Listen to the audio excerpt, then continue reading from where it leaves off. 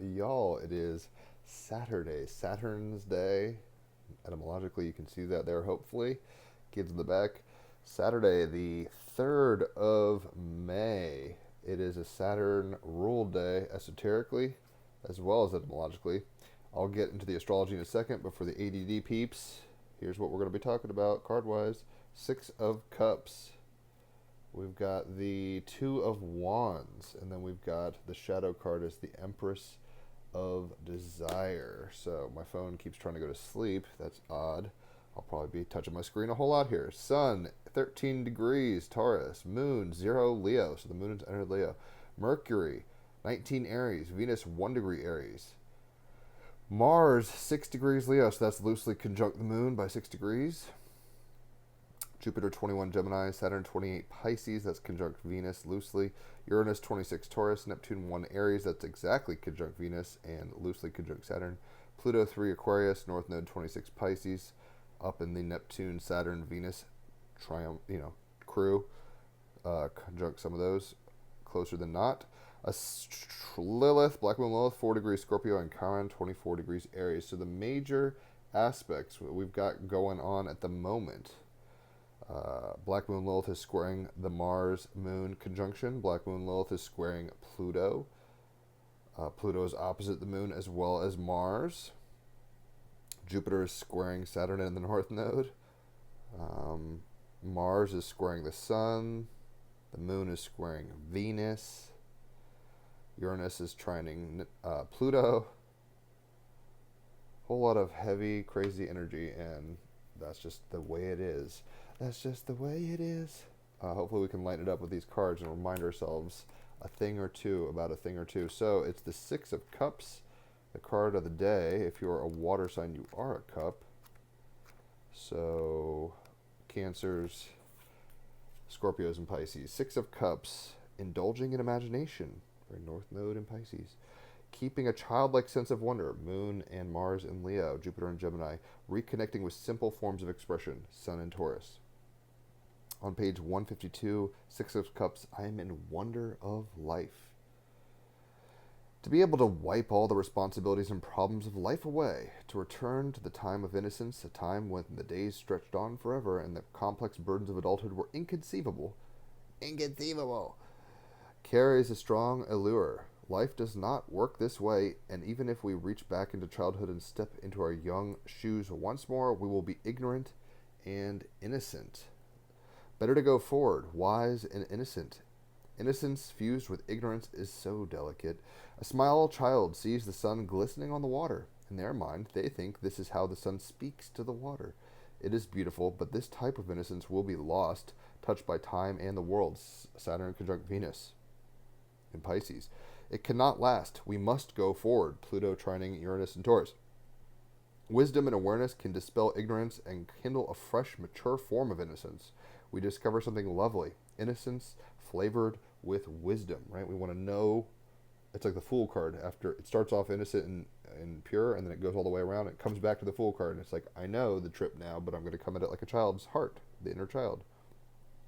The Six of Cups depicts a woman swathed in graffiti wearing a tribal patterned catsuit. She reaches out to catch a golden star floating elegantly in the air. A tiny girl stands patiently on the floor to also catch a star, mirroring the image in the painting above her, as above, so below. The shadow of a young boy joyfully leaping to seize a star is cast across the wall. There is a gilded, luxurious, framed picture of another woman hung on the purple wall of the gallery. Surprisingly, she is dressed in black rags, obviously impoverished by life. This scene represents those of us who are tarnished by life, reaching out to touch the golden, pristine beauty of the stars. It speaks of those who have traveled so far away from their innocence, and yet, despite the harshness of life, they see that the beauty of innocence is still possible and alive. Think of the movie Life is Beautiful by Roberto Benigni. He got a Oscar for it. It's like, yeah, Auschwitz is terrible. You could still have fun, ironically, and keep your heart alive. The Woman in Black has already touched a star and it has turned into a dark star. A great album by David Bowie, if you don't know. I think it's called Black Star. Check it out. Its innocence, so fragile, is lost. There are more, though. Another chance will come. She reaches for another. The shadow of the young boy expresses the utter fragility of innocence, so joyful and so fleeting. The tiny girl reminds us we cannot stay as we were, we must grow. Pluto trining Uranus in Taurus, Pluto in Aquarius. Like, we're getting electrified. Frankenstein ain't going to stay on the table dead forever. It's going to get woke up. Stay woke. There is a sadness in this artwork, a yearning to once again be untarnished, yet there is much hope. The cups are ready to receive. The art gallery, art itself, can rekindle a sense of joy. Through art, we can express the world-weary mind in soft, vibrant colors. We can create art that takes others to places of innocence, leading them into it. The cutting edge becomes the soft line of color. The Six of Cups moves you to reconnect with the simple forms of expression, to infuse what you create with the wisdom of your life. I have seen even truly withered spirits brought back to life through the simple joy of art, of creating. I've seen a guy with Alzheimer's hear music he knows. He's got his memory back.